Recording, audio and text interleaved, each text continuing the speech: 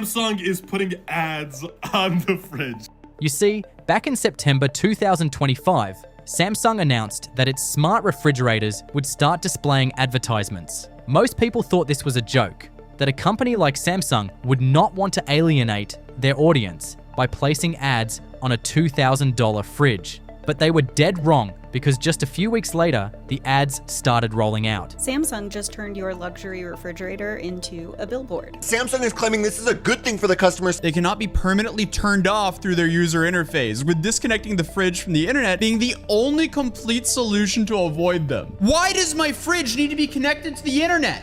What makes it even worse is that Samsung was previously asked if they had plans to integrate ads on premium products like their smart fridge, and they said no, only for them to go back on their word, roll out ads, and gaslight customers by claiming the change was meant to enhance their experience. Vox calls this enshittification, where products and services get worse over time as the need for profit outweighs the desire to satisfy customers. There's a growing trend of major corporations rolling out ads on premium services that should never have allowed them, all to make more money. I call it the online ad epidemic, but if I'm honest, it's much worse than that. You see, for the longest time, tech companies have searched for other ways to place ads in front of products consumers interact with. They tried it on fridge, dishwashers, washing machine, but one tech they've always fancied is cars. The reason? Time.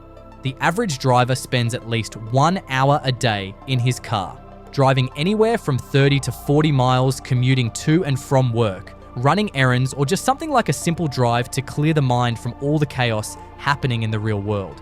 What do they mostly do when driving? Listen to music. But you know what else you could be listening to instead of Tyler, the Creator?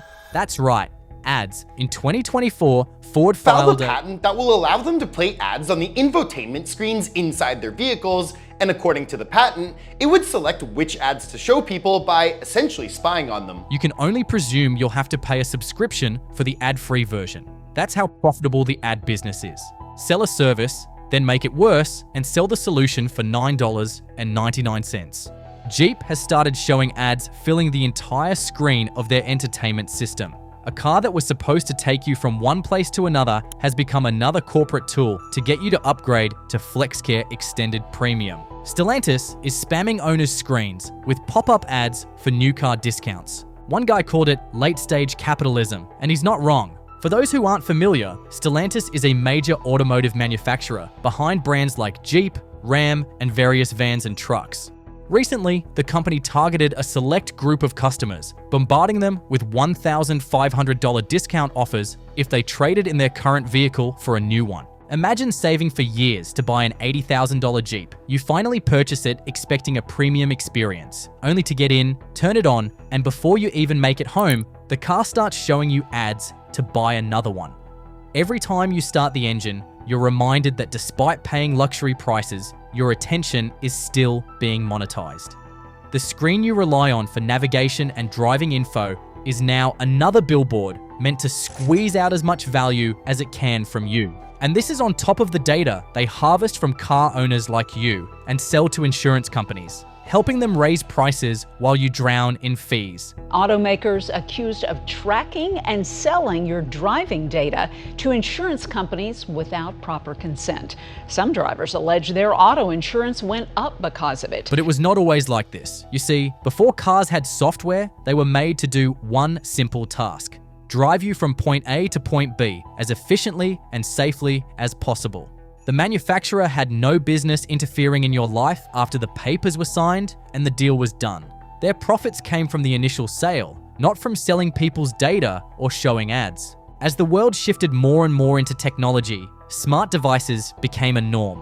It was no longer just a fridge, it was a smart fridge. Everything from kitchen appliances to the alarm clock was given a smart component to give consumers more out of their purchase, and everyone loved it at first. It started by adding Bluetooth to vehicles. From there, larger touchscreens. Those touchscreens then gave birth to the phone-like interfaces offered by Apple and Google. And now, it is transformed into smart cars that can even drive itself. The hardware was replaced with software, which was then replaced with ads. But not just any type of ads, smart ads. This is the worst. This is the worst. You are the worst. I hate looking at your face. I want to smash it. For smart ads to work, they need to collect as much data as they can on the victim, driver. In the case of Ford, such data include GPS destinations, speed, traffic information, and travel history. But that's just the beginning.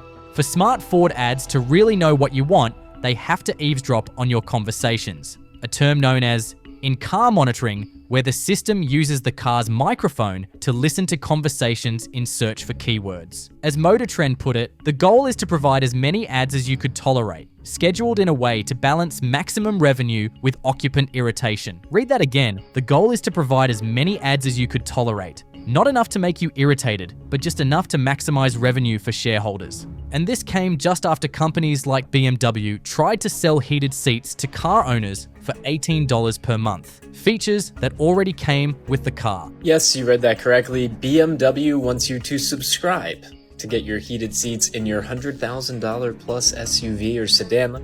Or Volkswagen introducing a $22 subscription fee to unlock additional horsepower on electric features. Volkswagen just did something that should make every car owner furious. They're selling their electric ID3 with its full horsepower locked behind a paid subscription. The car comes from the factory with 228 horsepower, but if you don't pay a monthly fee, it's software limited to just 201. For about $22 a month, they'll flip a digital switch and unlock the power that was already inside the car that you paid for. First, BMW tried to sell you a subscription for heated seats. Now VW is selling you a subscription for your engine. Their defense? It gives customers a sportier driving experience without a higher initial purchase price. But this isn't just about cars, this is the future they want for everything. Imagine a monthly fee to use the high heat setting on your oven or the fast cycle on your dishwasher. You don't own the product, you're just renting its best features. But at least it ends with cars. You can go home, forget this ever happened, turn on your TV, and watch Stranger Things without interruption, right?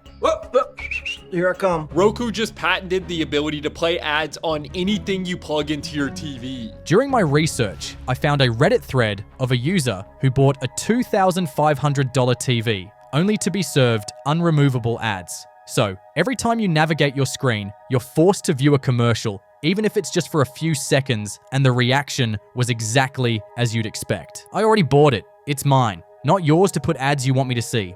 This is why I disconnected my TV from the internet. Thanks for reminding me to never get a smart TV. And it doesn't end with Samsung TVs. Roku TV did it too. According to the user, he noticed the ads taking a large portion of his screen could not be removed. These forced ads appear on screens, disrupting people's experience for products they'll probably not buy because of how much inconvenience it creates. If you watch Vanessa's video on ads, she talked about how the company Vizio offers smart TVs, but that's not actually their business model. In 2023, Vizio's Platform Plus, this is the ads and streaming portion of their company, had gross profits of $365 million, but their TV sales actually lost money at negative $8.6 million.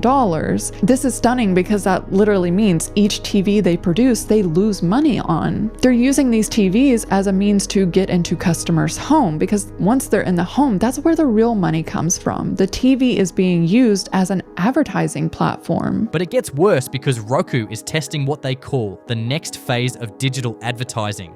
Ads that don't just occupy a corner of your screen, but take over the entire home screen every time you turn it on. This is what it looks like. You turn on your TV, and before you get to your regular home screen, you get an ad. If you pause a movie, you get an ad.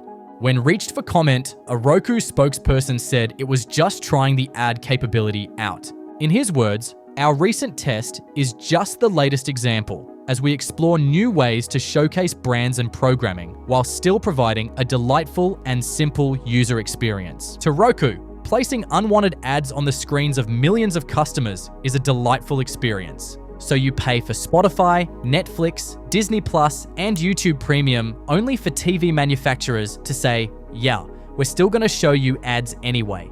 It begs the question, have companies forgotten where ads actually belong? This is like putting ads on an app for a light switch. I bought a lamp off Amazon a year ago. That's the lamp. When I open the app to control the lamp, it plays a video ad with sound. That's not skippable for like 5 seconds. These are products you're already paying for, not free services like YouTube that generate most of their revenue from ads. I'm your owl girlfriend. The ad epidemic is real, and it's only about to get worse. Websites that used to function super well, like Amazon, are now filled with ads. Uber has started showing ads in pop-up notifications. Lyft created a media division to cash in on car ads. So they're going to show you ads when you ask for a driver, when the driver is matched with you, and throughout the ride as long as you have their app on.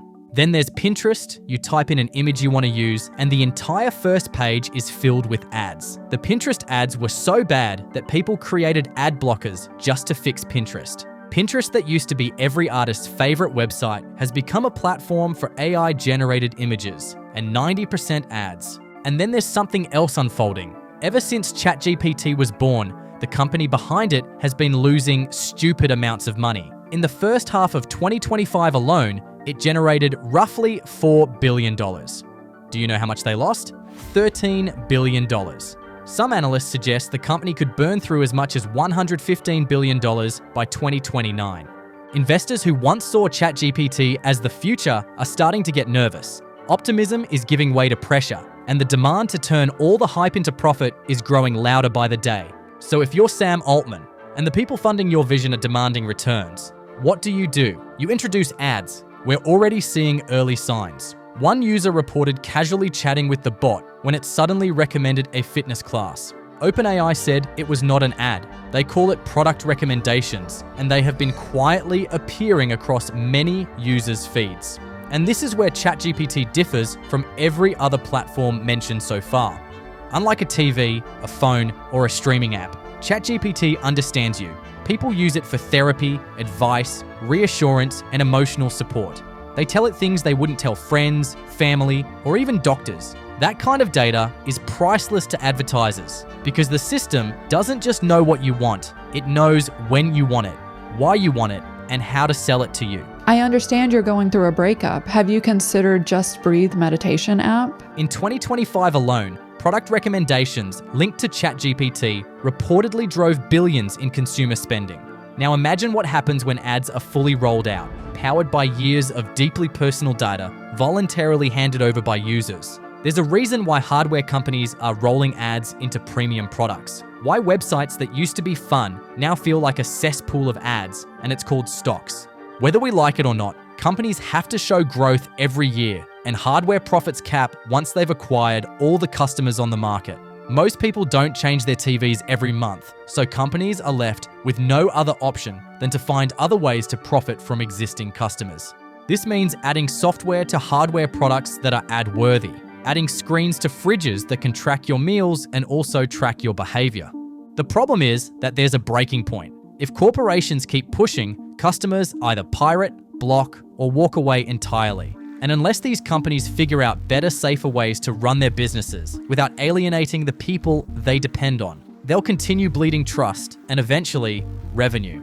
If you enjoyed this video, consider subscribing to help me reach 50,000 subscribers, and go check out my video Why Black Mirror is a Warning to Society. You'll love it.